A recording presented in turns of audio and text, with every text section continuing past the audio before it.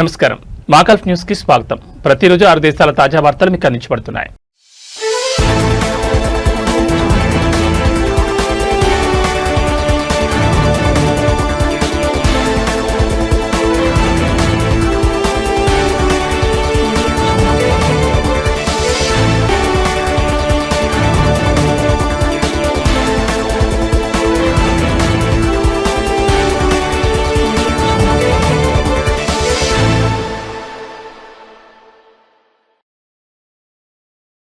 Saudi భద్రతా అధికారులు ఒక వారంలో మొత్తం 9,576 మంది అక్రమ నివాసులను అరెస్ట్ చేశారు. మే 7 నుంచి 13 మధ్య కాలంలో పలు ప్రభుత్వ సంస్థల సహకారంతో భద్రతా దళాలు నిర్వహించిన సంయుక్త తనిఖీల్లో భాగంగా ఈ అరెస్టులు జరిగాయని అంతర్గత వ్యవహారాల మంత్రిత్వ శాఖ వెల్లడించింది. అరెస్ట్ అయిన వారిలో నివాస చట్టాన్ని ఉల్లంఘించిన వారు 4,865 మంది, సరిహద్దు భద్రతా చట్టాన్ని ఉల్లంఘించిన వారు 3,319 మంది మరియు కార్మిక చట్టాన్ని ఉల్లంఘించిన వారు 1,392 మంది ఉన్నారు. మొత్తం 11,272 మంది అక్రమ నివాసులను దేశం నుంచి బహిష్కరించారు. అదే సమయంలో ప్రయాణ పత్రాలను పొందడం కోసం 2,311 మంది ఉల్లంఘనదారులను వారి దౌత్య కార్యాలయాలకు పంపగా 11,226 మంది ఉల్లంఘనదారులను వారి ప్రయాణ రిజర్వేషన్లను పూర్తి చేసుకోవడానికి పంపినట్టు తెలిపింది. అలాగే సౌదీలోకి సరిహద్దు దాటి ప్రవేశించడానికి ప్రయత్నిస్తూ అరెస్ట్ అయిన వారి సంఖ్య మొత్తం 1,500. వీరిలో 38% మంది యెమెన్ జాతీయులు, 60% మంది ఇథియోపియా జాతీయులు మరియు 2% మంది ఇతర దేశాలకు చెందిన వారు ఉన్నారు. ఉల్లంఘనదారులకు రవాణా, ఆశ్రయం మరియు ఉపాధి కల్పించడంలో ప్రమేయం ఉన్న సుమారు 12 మందిని కూడా అరెస్ట్ చేసినట్లు ప్రస్తుతం చట్టపరమైన చర్యలను అమలు చేసే ప్రక్రియలో 26,632 మంది ప్రవాసులున్నారని, వీరిలో 25,059 మంది పురుషులు మరియు 1,573 మంది మహిళలు ఉన్నారు. అక్రమ మార్గాల్లో వచ్చిన వారికి దేశ భూభాగంలో రవాణా చేసిన వారికి ఆశ్రయం లేదా మరే ఇతర సహాయం చేసిన అటువంటి వారికి 15 సంవత్సరాల వరకు జైలు శిక్ష మరియు 1 మిలియన్ సౌదీ రియాల్స్ వరకు జరిమానా విధిస్తామని అంతర్గత వ్యవహారాల మంత్రిత్వ శాఖ హెచ్చరించింది. అంతేకాకుండా రవాణా కోసం ఉపయోగించిన వాహనాలను లేదా ఆశ్రయం కల్పించడానికి ఉపయోగించిన ఇళ్లను జప్తు చేస్తామని కూడా ఆ మంత్రిత్వ శాఖ స్పష్టం చేసింది. మక్కా, రియాద్ మరియు తూర్పు ప్రావిన్స్ ప్రాంతాల్లో 911 నెంబర్కు, మిగిలిన ప్రాంతాల్లో 999 మరియు 996 నెంబర్లకు కాల్ చేయడం ద్వారా ఏమైనా ఉల్లంఘనలు నివేదించాలని మంత్రిత్వ శాఖ ప్రజలను కోరింది.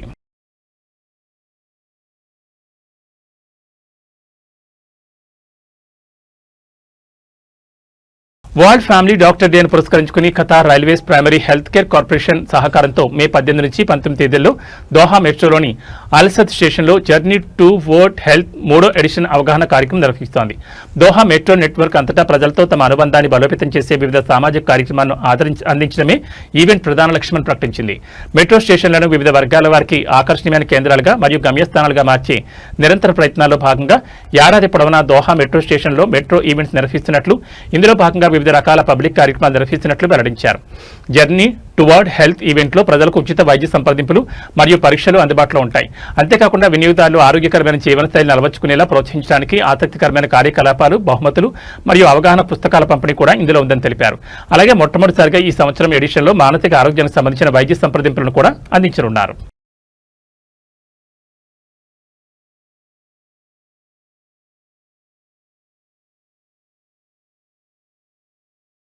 గల్ఫ్ దేశాలకు వెళ్లే ప్రవాస కార్మికుల కోసం ఉద్దేశించిన జీసీసీ వాఫెట్ కార్యక్రమానికి సంబంధించిన నిబంధనలకు కువైట్ ఆరోగ్య శాఖ మంత్రి అహ్మద్ అల్ అబాదీ ఆమోదించారు.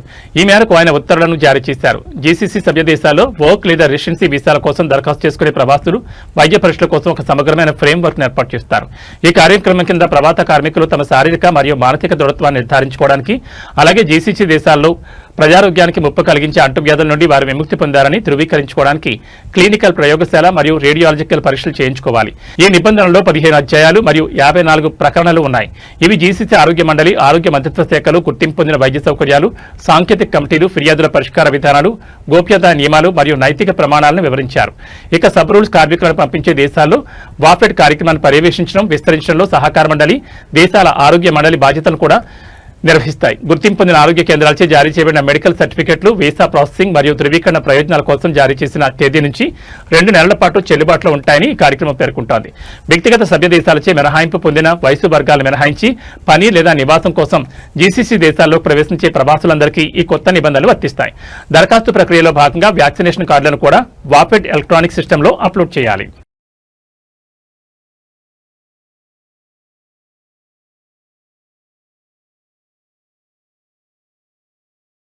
ఒక యూఏఈ నివాసిని విమానాశ్రయంలో అదుపులోకి తీసుకున్న నేపథ్యంలో ఆన్లైన్ పోస్టుల కింద అభ్యంతరకరమైన వ్యాఖ్యలు చేయొద్దని యూఏఈలోని న్యాయ నిపుణులు నివాసితులను హెచ్చరించారు. ఒక పోస్టల్ మీడియా వ్యాఖ్యకు సంబంధించిన ఫిర్యాదుపై ఆమె అజ్మాన్లో కావాల్సిన వ్యక్తి అని కామెంట్ చేశాడు. ఆ మహిళ భర్త పిల్లలను ఇమిగ్రేషన్ ద్వారా వెళ్లడానికి అనుమతించగా ఆమెను అజ్మాన్ తరలించే ముందు రాత్రంతా కస్టడీలో ఉంచినట్లు ఎమిరేట్ పోలీసులు తెలిపారు. సాధారణమైన ఇన్స్టాగ్రామ్ వ్యాఖ్యగా కనిపించిన దాని నుండి ఈ కేసు మొదలైందని lieutenant colonel doctor Mohammed bin Hazem Al Subaiti అన్నారు. ఇన్స్టాగ్రామ్ వ్యాఖ్య నుండి పోలీస్ కేసు వరకు ఒక మహిళ మరో మహిళ ఫోటోపై వ్యాఖ్యానిస్తూ ఆ పోస్టులో చూపిన హ్యాండ్ బ్యాగ్ నకిలీది లేదా కాపీ అని పేర్కొంది. పోలీసుల ప్రకారం ఈ వ్యాఖ్య బ్యాగ్ యజమానిపై ఆన్లైన్లో ట్రోల్ వేధింపులకు దారితీసింది. దీంతో ఆమె పోలీసులకు ఫిర్యాదు చేసింది.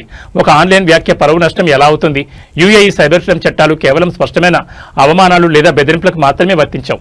వెట్టకారం, ట్రోల్, ఎగతాళి చేయడం మరియు మరొకరి ప్రతిష్టకు హాని కలిగించేనా లేదా వారిని బహిరంగ ఎగతాళికి గురిచేసిన పరువు నష్టం లేదా ఆన్లైన్ అనుమానాల చట్టం పరిధిలోకి వచ్చే అవకాశం ఉందని Lawfor Legal Advisors LLC FZ managing partner Igor Abalo తెలిపారు. జరిమానాలు, జైలు శిక్షలు మరియు ట్రావెల్ బ్యాన్ యూఏఈలో ఆన్లైన్ పరువు నష్టం కేసులకు విధించే శిక్షలు తీవ్రంగా ఉండవచ్చని న్యాయవాదులు అంటున్నారు. సైబర్ క్రైమ్ చట్టంలోని ఆర్టికల్ 43 ప్రకారం ఆన్లైన్లో అవమానించినట్లు లేదా పరువు నష్టం కలిగించినట్లు రుజువైన వ్యక్తులకు జైలు శిక్షతో పాటు దిర్హాం 2,50,000 నుంచి దిర్హాం 5 లక్షల వరకు జరిమానాలు విధించవచ్చు. ఇక విచారణలో భాగంగా ఎలక్ట్రానిక్ పరికరాలను సీజ్ చేయడం లేదా ట్రావెల్ బ్యాన్ వంటి ముందు జాగ్రత్త చర్యలు కూడా తీసుకోవచ్చని తెలిపారు. ఇటువంటి కేసుల్లో ప్రమేయం ఉన్న విదేశీ పౌరులు యూఏఈకి వచ్చిన వెంటనే అరెస్ట్ చేయడం లేదా విచారణల అనంతరం ఎమిరేట్ నుంచి బహిష్కరించే అవకాశం ఉందని పేర్కొన్నారు. సమాచారం అబద్దమని తేలితే నకిలీ లేదా కల్తీ ఉత్పత్తులకు సంబంధించిన ఆరోపణలు తర్వాత అవి అవాస్తవమని తేలితే అదనపు చట్టపరమైన ప్రమాదాన్ని కలిగి ఉండవచ్చని న్యాయ సలహాదారులు అంటున్నారు. ఎవరైనా నకిలీ వస్తువులను ఉపయోగిస్తున్నారని ఆరోపించడం అనేది వారిపై నిజాయితీ లేదని లేదా మోసం చేస్తున్నారని ఆరోపించినట్లుగా భావించవచ్చు. ప్రత్యేకించి ఆ ఆరోపణ ఆన్లైన్లో ట్రోలింగ్ లేదా వేధింపులకు దారితీసినా లేదా వారి ప్రతిష్టకు నష్టం కలిగి ఒక ప్రకటన అబద్ధమని రుజువైతే ఆ విషయం వ్యక్తిగత అభిప్రాయం స్థాయిని దాటి ఫిర్యాదుదారుడి సామాజిక హోదాను నేరుగా ప్రభావితం చేసే హానికరమైన తప్పుడు సమాచారాన్ని ప్రచురించే స్థాయికి వెళ్లవచ్చని న్యాయ సలహాదారు హసన్ ఎలైస్ అన్నారు. బాధిత వ్యక్తులు పోస్టులను తొలగించాలని, బహిరంగ క్షమాపణ చెప్పాలని, తమ వ్యాఖ్యలను ఉపసంహరించుకోవాలని, తన ప్రతిష్టకు లేదా నైతిక నష్టానికి పౌర పరిహారం కోరవచ్చన్నారు. తొలగించడం వల్ల తప్పించుకోలేరు. ఒక వ్యాఖ్యను పోస్ట్ చేసిన తర్వాత దాన్ని తొలగించడం వల్ల చట్టపరమైన బాధ్యత తప్పనిసరిగా తొలగిపోదని న్యాయవాదులు హెచ్చరించారు.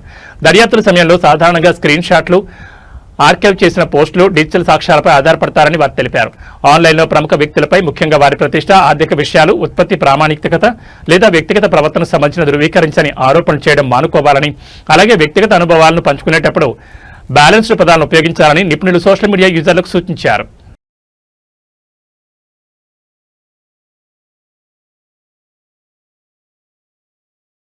ఇంజిన్ ఆన్లో ఉండగా పార్క్ చేసిన కార్లలో ఎక్కువసేపు మూసి ఉన్న ప్రదేశంలో నిద్రించడం ఆకస్మిక మరణం కారణం కాగలదని నిపుణులు హెచ్చరించారు. విషవాయువుల వల్ల ఊపిరాడక చనిపోయే ప్రమాదం ఉన్నందున నిద్రపోతున్నప్పుడు లేదా మూసి ఉన్న ప్రదేశాల్లో ఉన్నప్పుడు ఇంజిన్ ఆపివేయాలని రాయల్ ఒమన్ పోలీసులు పిలుపునిచ్చారు. ఇలాంటి పరిస్థితుల్లో వాహనం నుంచి వెలువడే విషపూరిత కార్బన్ మోనాక్సైడ్ క్యాబిన్లో ప్రవేశించి లోపల నిద్రపోతున్న ప్రయాణికులకు ప్రాణాంతకంగా మారగలదని వైద్యులు తెలిపారు. కార్బన్ మోనాక్సైడ్ ఒక విషవాయువు మరియు దీన్ని తరచుగా నిశ్శబ్ద హంతకుడు అని పిలుస్తారు. ఇది రంగు మరియు వాసన లేనిది. కారు లోపల దీన్ని గుర్తించడం అసాధ్యం. అందుకే ఇది ప్రమాదకరం. దీన్ని పీల్చిన తర్వాత ప్రజలు నిద్రలోకి జారుకోవచ్చు. నిరంతరంగా దీనికి గురికావడం వల్ల శ్వాసకు ఆటంకం ఏర్పడి గుండె పనితీరు ఆగిపోయి చివరికి మరణం సంభవించవచ్చని బుర్జిన్ హాస్పిటల్లో ఇంటర్నల్ మెడిసిన్ మరియు డయాబెటీస్ స్పెషలిస్ట్ దిలీప్ సింఘ్వి అన్నారు. ఇంజన్ నడుస్తున్నప్పుడు వాహనం ఎగ్జాస్ట్ నుండి వెలువడిన కార్బన్ మోనాక్సైడ్ పీల్చడం వల్ల అల్ ముసన్నా గవర్నరేట్లోని ఒక వాహనంలో 4 ఆసియా జాతీయులు మరణించారు. ఈ నేపథ్యంలో దక్షిణ అల్ బతీనా గవర్నరేట్ పోలీసులు ఈ హెచ్చరికను జారీ చేశారు.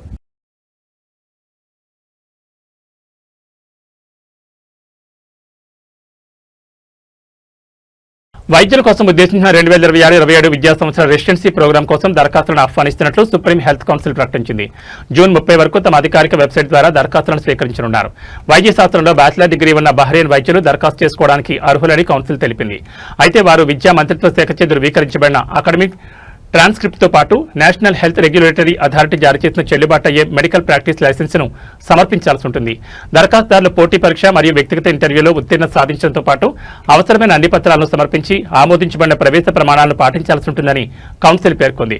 ప్రస్తుతం బహ్రెయిన్లోని ఏదైనా ఆరోగ్య సంరక్షణ శిక్షణ కార్యక్రమంలో చేరినా లేదా గతంలో నమోదు చేసుకున్న వైద్యుల దరఖాస్తులు స్వీకరించబడవని తెలిపింది.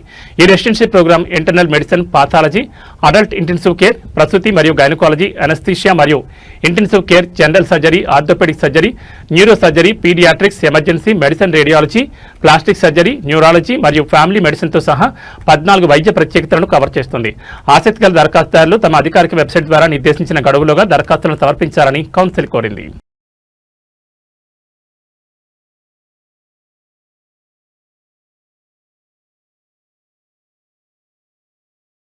ఇవి మా గల్ఫ్ న్యూస్ విశేషాలు. మరో బులెటిన్లో మళ్ళీ కలుసుకుందాం. నమస్కారం.